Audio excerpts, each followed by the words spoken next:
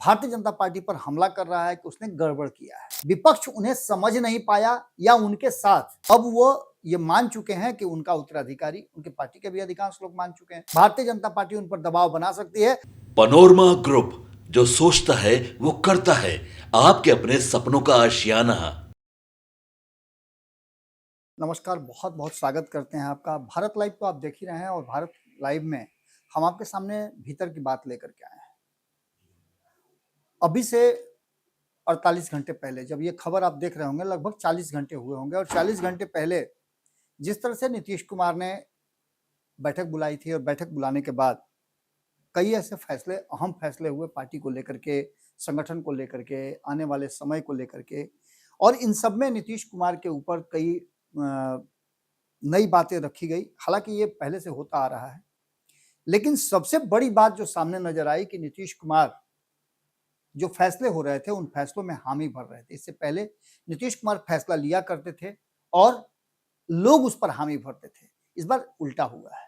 इसके पीछे का कारण है कि नीतीश कुमार अभी जिस अवस्था में है, उस अवस्था में उन्हें अपना एक मजबूत विकल्प उत्तराधिकारी चाहिए, और कहीं ना कहीं अब वो ये मान चुके हैं कि उनका उत्तराधिकारी, उनके पार्टी के भी अधिकांश लोग मान चुके हैं, कुछ को अगर छोड़ दिया जाए तो, कि कहीं ना कहीं निशांत जो है उनके उत्तराधिकारी की रोल में रहेंगे। चाहे जैसा भी करें, जो भी करें, उन्हें वक्त चाहिए, समय चाहिए, और क्या करते हैं, किस तरह का फैसला लेते हैं, सीधा है, सौम्य है, चीजों को उस तरह से ब्लैक एंड व्हाइट में नहीं देखते हैं। तो सीधी तौर पे आने वाले समय के लिए नीतीश कुमार ने जो गोटियां बिछाई हैं, गोटी सेट किया है, उसमें कहीं ऐसा तो नहीं कि बिहार एक बार फिर से उस क्रांति की तरफ बढ़ रहा है जहां से बहुत कुछ राजनीतिक उथल पुथल होते रहे हैं। हम ये बात इसलिए कह रहे हैं कि विपक्ष को, गैर भाजपाई दलों को ऐसा लगता है कि भारतीय जनता पार्टी बहुत मजबूत हो गई है और उसे टक्कर देने के लिए अब कहीं ना कहीं एक बार फिर से विष पीना पड़ेगा।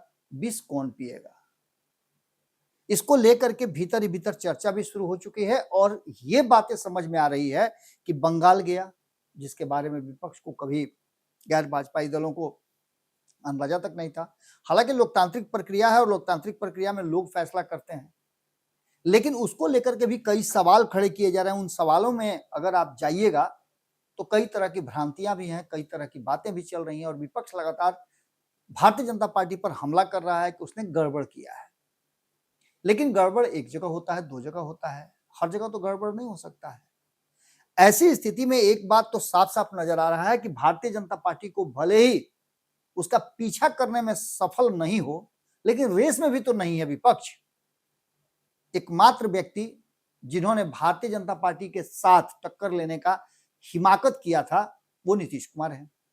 2022 में जिस तरह से नीतीश कुमार ने इस पूरे माहौल को अपना लिया था, बना लिया था, और भारतीय जनता पार्टी के लिए मुश्किलें पैदा कर रहे थे, वो नीतीश कुमार कहीं ना कहीं आज भारतीय जनता पार्टी के साथ हैं। विपक्ष उन्हें समझ नहीं पाया या उनके साथ जिस तरह का सम्मान देना चाहिए था, जिस तरह से उनकी बातों को मानना चाहिए था, नहीं माना, जिसका नतीजा आज नीतीश कुमार के बिना विपक्ष पूरी तरह से हाशिए पर चला गया है। और ऐसा लगता है कि महाराष्ट्र, जो कि बहुत पुराना साथी था भारतीय जनता पार्टी का, शिवसेना, वो ध्वस्त हो गया। वक्त पे साथ देने वाले शरद पवार ध्वस्त हो गए, और कई दल ध्वस्त हुए हैं। ममता बनर्जी चुनाव हार गई, उनके सांसद अलग चले गए। तो अब नीतीश कुमार भी जब मुख्यमंत्री की कुर्सी छोड़ देते हैं, और भारतीय जनता पार्टी का जो सबसे बड़ा हर्डल था, जहां बार बार उसका अश्वमेध का घोड़ा पकड़ा जाता था, वो भारतीय जनता पार्टी अब बिहार में भी अपना सत्ता स्थापित कर ली है। और अगर नीतीश कुमार, जो कि देखने सुनने में लग भी रहा था, नीतीश कुमार के दाएं और बाएं बैठे हुए लोगों का अगर चेहरे का भाव आप पढ़िए उस मीटिंग में, तो आपको स्पष्ट नजर आ जाएगा कि पावर सेंटर कहां है। इन सभी बातों को लेकर के जो वर्तमान परिस्थिति बनी है, उसमें एक तरफ ये कहा जा रहा है कि नीतीश कुमार को भी यह एहसास हो गया है, नीतीश कुमार ने प्लान बी बना करके रखा है, नीतीश कुमार को एहसास हो गया है कि भारतीय जनता पार्टी उन्हें समाप्त कर सकती है। भारतीय जनता पार्टी उन पर दबाव बना सकती है और भारतीय जनता पार्टी का जैसे ही दबाव बनेगा, नीतीश कुमार के हाथ से जैसी सत्ता बिहार की गई, उसके बाद पार्टी के भीतर खेमेबाजी और मजबूत हो गई है। वर्तमान परिस्थिति में जो लोग पार्टी का चेहरा है, चाहे वो संजय झा की बात कर लें, ललन सिंह की बात कर लें या अन्य लोगों की बात कर लें, सत्ता में भी बिहार की दो लोगों को जिम्मेवारी दी गई है, विजय चौधरी और विजेंद्र यादव। विजेंद्र यादव हालांकि अभी भी यस मैन के रूप में हैं, लेकिन विजेंद्र यादव को यह सम्मान देने के पीछे नीतीश कुमार की एक बड़ी रणनीति है, वो प्लान बी का हिस्सा है। तो वहीं आपको बता दें कि नीतीश कुमार के सबसे बड़े यस मैन विजय चौधरी हैं। विजय चौधरी पूरे फ्रेम में जब से वो उप मुख्यमंत्री बने हैं, तब से उन्होंने अपना नीतीश कुमार के साथ वाला जो एपिसोड है उसको कम किया है। कई तथाकथित रूप से भूया पार्टी या जो भी नीतीश कुमार के इर्द गिर्द रहने वाले लोग थे, उनमें भी कमी आई है। संजय झा दिल्ली देख रहे हैं, संगठन के साथ साथ पार्टी के भीतर की बातों को देख रहे हैं, तो वहीं ललन सिंह सरकार में केंद्र में सामंजस्य बिठा रहे हैं। ये चर्चाएं हम कई बार कर चुके हैं, लेकिन अब जो जेडीयू का आंतरिक गुटबाजी है, उसने जेडीयू से ज्यादा अगर परेशान किसी को किया है तो वो है क्षेत्रीय दल, रीजनल पार्टियां। इन रीजनल पार्टियों को ऐसा लगता है कि नीतीश कुमार वो मजबूत स्तंभ है जिनके सहारे, आप सुने होंगे कि जब नया नया बाछा होता है, जन्म लेता है, तो बाछा के लिए खूंटा बड़ी मजबूत रखा जाता है, क्योंकि युवा होता है, जवान होता है और उसके पास ताकत बहुत ज्यादा होती है। वो तब नहीं जानता है कि मुझे खूंटे में बंध के रहना चाहिए, इसलिए वो चाहता है खूंटा को तोड़ दे। बिल्कुल इसी तरह से मजबूत खूंटा के रूप में नीतीश कुमार थे, जिस पर विपक्ष हमेशा उनसे दूर भी रहे, उनसे अलग भी रहे, लेकिन एक बात पता था कि नीतीश कुमार जब चाहेंगे तब चीजों को बदल देंगे, मामला उनके तरफ चला जाएगा। और इस पूरी परिस्थिति में कहीं ना कहीं नीतीश कुमार अब एक तो सत्ता से बेदखल हो गए, दूसरी भारतीय जनता पार्टी बड़े भाई के रोल में है और नीतीश कुमार की पार्टी के भीतर गुटबाजी बढ़ गई है। एक खेमा भारतीय जनता पार्टी के साथ राजनीति करना चाहता है, सत्ता में रहना चाहता है, तो दूसरा खेमा जो सत्ता से बाहर है, उसे लगता है कि जिन लोगों के हाथ में ये पावर है वो कहीं ना कहीं भारतीय जनता पार्टी के यस मैन है। नीतीश कुमार और पार्टी इससे कमजोर हो सकती है, बर्बाद हो सकती है। और इससे भी बड़ा अगर डर किसी के मन में है तो वो रीजनल पार्टियां हैं, खास करके जिन राज्यों में चुनाव होने वाले हैं। उत्तर प्रदेश की बात कर लीजिए, बात आप झारखंड की कर लीजिए, इन सबको लगता है, इन सब में जो पार्टियां हैं, यहां तक कि लालू प्रसाद की पार्टी राष्ट्रीय जनता दल को भी ये लगता है कि अगर नीतीश कुमार कमजोर हुए, उनकी पार्टी बिखरी, उनके सांसद विधायक टूटे, तो ऐसी स्थिति में कहीं ना कहीं विपक्ष के पास कोई विकल्प नहीं रह जाएगा। यानी यहां से अगर आगे आप बढ़ते हैं तो जेडीयू की आंतरिक गुटबाजी है वो तो काम कर ही रही है, लेकिन पावर सेंटर का जो संतुलन है वो भी कहीं ना कहीं पूरी तरह से बिगड़ चुका है। जनता दल यूनाइटेड के भीतर आप देखिएगा तो पावर सेंटर बिगड़ने का सबसे पहला नजारा आपको देखने को मिलेगा कि अपनी ही पार्टी के सांसद, विधायक, मंत्री, उनको हुड आउट करना इस बात की तरफ इशारा करता है कि कहीं ना कहीं जनता दल यूनाइटेड के भीतर नीतीश कुमार के हल्का सा लगाम छोड़ने के बाद पावर सेंटर जो है वो बिखरा है और कोई भी पावर सेंटर काम नहीं कर रहा है। डर से भले अलग हो या किसी और कारण से हो, जो लोग डर के आते हैं वो उनकी अलग कहानी है, लेकिन एक बड़ा हुजूम जो है, एक बड़ी संख्या वैसे लोगों की है जो नीतीश कुमार के हटने के बाद इस पावर संतुलन के बिगड़ने को लेकर के और जिस तरह से हमला कर रहा है, जिस तरह से विरोध कर रहा है, वो कहीं ना कहीं एक और चिंता का कारण उन सभी गैर भाजपाई दलों के लिए बन रही है, क्योंकि नीतीश कमजोर हुए तो बाकी के लोग कमजोर होंगे। ममता बनर्जी सामने से फ्रंट से लड़ती थी, वो समाप्त हो चुकी हैं। कोशिश किया था उद्धव ठाकरे ने, शरद पवार ने लड़ने का, वो भी साइड हो चुके हैं। अब उनकी पार्टी ही खतरे में है, उनके सांसद खतरे में है। तो ऐसी स्थिति में जो बिखरी हुई जदयू है वो कहीं ना कहीं भारतीय जनता पार्टी के सॉफ्ट टारगेट हो सकती है। आंकड़ों के हिसाब से भी हम आपको समझाएंगे कि किस तरह से नीतीश कुमार ने जो ताना बाना बुना था 162 सीटों का, जिसमें 40 बिहार के, 80 उत्तर प्रदेश के और पश्चिम बंगाल की 42 सीटें हैं। ये 162 सीटें जो थी, इसको लेकर के 2024 के चुनाव के लिए नीतीश कुमार ने बनाया था कि इसमें से 50 से 60% सीटें यदि हम ले लेते हैं तो भारतीय जनता पार्टी को सत्ता से बेदखल कर सकते हैं, और लगभग वो कामयाब हो भी गए थे। बिहार का नजारा आप देखें तो बिहार की 40 सीटों में अभी वर्तमान में भारतीय जनता पार्टी के पास 12 है, जनता दल यूनाइटेड के पास 12 है, 5 सीट जो है वो एलजेपी आर के पास है, 4 सीटें राजद के पास हैं, लेफ्ट के पास 2 सीटें हैं, कांग्रेस के पास 3 सीट है, हम के पास 1 सीट है और 1 सीट इंडिपेंडेंट है, पप्पू यादव। ये 40 सीटें हैं और 40 सीटों में अभी अगर आप देख लीजिए तो सारे गैर भाजपाई दलों को एक जगह ला के खड़ा कर दीजिए तो 28 सीटें जो हैं वो गैर भाजपाई दलों के पास हैं और मात्र 12 सीटें भाजपा के पास है। यानी नीतीश कुमार ने यहां लगभग 80%, 70 to 80% सीटें जो है वो बिहार में भारतीय जनता पार्टी को वंचित कर दिया था। पिछली बार 17 सीटें थी, 5 सीट तो इसी में कम हो गया। अब इसका मायने आप समझ सकते हैं। वहीं आप उत्तर प्रदेश की बात कर लीजिए, 37 सीटें लेकर के आए हैं अखिलेश, 80 में से लगभग 45%, बाकी के दलों के पास भी सीट है। तो ऐसी स्थिति में एक सिंपल सी बात है, पश्चिम बंगाल की बात देख लिया, 28 सीटें लेकर के आए थे 42 में। ये सब कुछ इस बात की तरफ इशारा करता है कि कहीं ना कहीं नीतीश कुमार का फॉर्मूला काम किया था और विपक्ष अब इसका जोड़ घटाव कर रहा है। एक गलती तो 2024 में के चुनाव से पहले हो चुकी थी। नीतीश के हाथ में अगर कमान दे दिए रहते तो नीतीश कुमार उधर जाते नहीं, और नीतीश कुमार नहीं जाते तो 240 से भी कम सीट होने की संभावनाएं थी भारतीय जनता पार्टी की।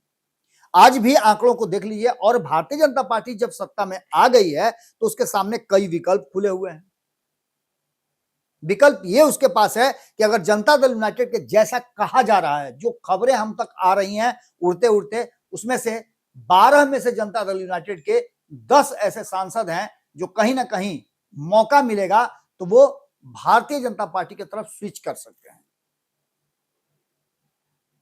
इसके अलावे अगर बात कीजिए राष्ट्रीय जनता दल की, तो 2 को छोड़ दिया जाए, या हो सकता है कि वो 2 में से भी एक जब भी जरूरत महसूस हो तो भारतीय जनता पार्टी के खेमे में जा सकते हैं, जब अल्पसंख्यक समाज से आने वाले विधायक भारतीय जनता पार्टी के उम्मीदवार और अपने उम्मीदवार के बीच में जो एक वोट दे सकते थे उस वोट को देने नहीं आते हैं और भारतीय जनता पार्टी को फायदा होता हो, तो ऐसी स्थिति में आप समझ के रखिएगा कि राजद भी टूटे जाए तो कोई बड़ी बात नहीं होगी। और 2 सांसद उसके हैं लगातार भारतीय जनता पार्टी के शीर्ष नेतृत्व के संपर्क में हैं।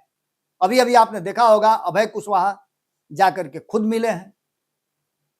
इसके अलावा कांग्रेस के जो 3 हैं उनमें से एक तो कंफर्म है कि वो पाला बदल सकते हैं, क्योंकि उधर जाने के बाद उनको भी कुछ मिल जाएगा। इधर भी वो काफी नाराज चल रहे हैं, अपनी ही पार्टी के लोगों के बीच में वो प्रताड़ित महसूस कर रहे हैं, उनका सम्मान नहीं होता है, कई बार वो कह चुके हैं। और जो कांग्रेस की स्थिति बिहार में है उससे कोई आप अछूते नहीं है। आपको पता है कि कांग्रेस में अध्यक्ष को ही जब कोई नहीं समझता है कि अध्यक्ष हैं, अध्यक्ष के बातों का कोई मोल नहीं है, तो आप समझ सकते हैं कि क्या होगा। जो परिस्थिति बनी वो आपने 2025 के चुनाव में देख लिया। इसके अलावा बात करें हिंदुस्तानी आवाम पार्टी की, तो यस मैन है। अगर जरूरत महसूस हुई तो जहां चिराग पासवान खुद को नरेंद्र मोदी का हनुमान बताते हैं, वो 5 सीटें तो भारतीय जनता पार्टी के पास है ही, इसमें तो कोई संशय नहीं है। लेकिन यदि वो भी चाहते हैं, वो भी कुछ दाएं बाएं करते हैं, तो ऐसी परिस्थिति में उनके 3 जो सांसद हैं वो भी आयातित हैं। राजेश वर्मा की बात कर लीजिए, वीना सिंह की बात कर लीजिए, सांभवी चौधरी की बात कर लीजिए जो अशोक चौधरी की पुत्री हैं, ये सारे लोग चुनाव से में आयातित हैं।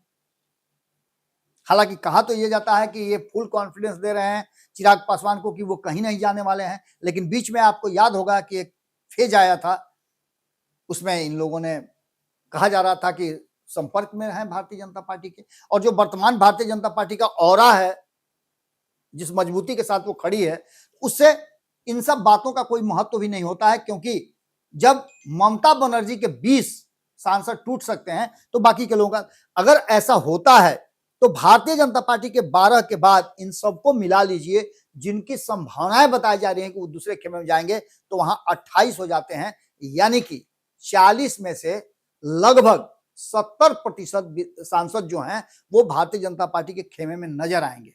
यानी गैर भाजपाई दलों के लिए ये बहुत बड़ा, कहा जाए तो विष पीने के समान है। और क्षेत्रीय दल धीरे धीरे करके जिस तरह से समाप्ति की ओर जा रहे हैं, टू पार्टी सिस्टम, हमारे संपादक नमन मिश्रा जी कहते हैं कि ये देश जो है अब आने वाले चुनाव की तरफ बढ़ रहा है, तो टू पार्टी सिस्टम की तरफ जा रहा है।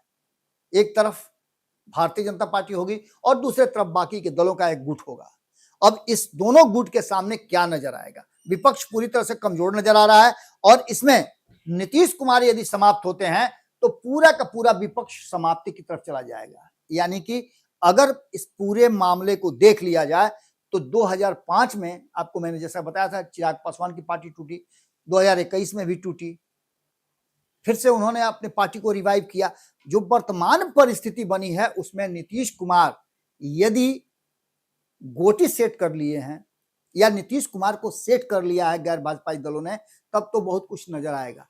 वरना ये जो अगर विपक्ष समझ रहा है कि टारगेट कर लेंगे भारतीय जनता पार्टी को, तो ये दूर दूर तक संभव नहीं नजर आता है। हालांकि असंभव नहीं है, लेकिन संभव भी नहीं लगता है।